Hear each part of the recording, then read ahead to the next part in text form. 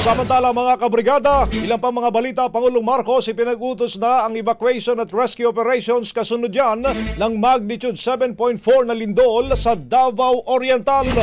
Ay mula dyan sa Malacanang, Brigada Maricar Sargan, ibrigada mo! Brigada Live Report! Agad ipinag-utos ni Pangulo Ferdinand Marcos Jr. ang pagpapatupad ng preemptive evacuation at rescue operations sa mga lugar na naapektuhan ng malakas na lindol sa Davao Oriental kaninang umaga.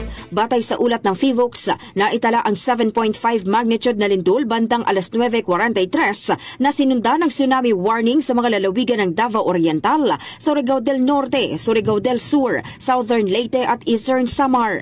Kaugnay nito, inatasan ng Pangulo ang National Disaster Risk Reduction and Management Council, Office of Civil Defense, Armed Forces of the Philippines, Philippine Coast Guard at mga lokal na pamahalaan na agad magpatupad ng evacuation sa mga baybaying lugar, buksan ang mga emergency communication lines at tiyaking ligtas ang mga residente. Ayon sa Malacanang, nakatutok ngayon ang mga search, rescue at relief teams para agad makaresponde sa mga apektadong lugar.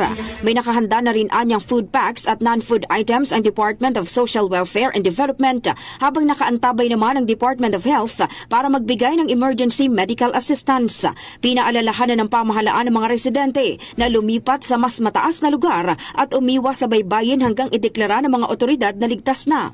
Binigyang diin ng Pangulo na kaligtasan ng bawat Pilipino ang pangunahing prioridad ng pamahalaan at magpapatuloy ang 24 oras na operasyon upang matiyak na agad maaabot ng tulong ang lahat ng mga nangangailangan.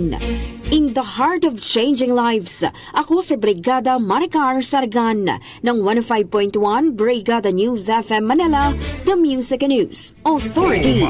Ang bahaging ito ay hatid sa atin ng Standout ES4 Capsule. Simulang tuparin ang pangarap ng iyong anak. And stunting now!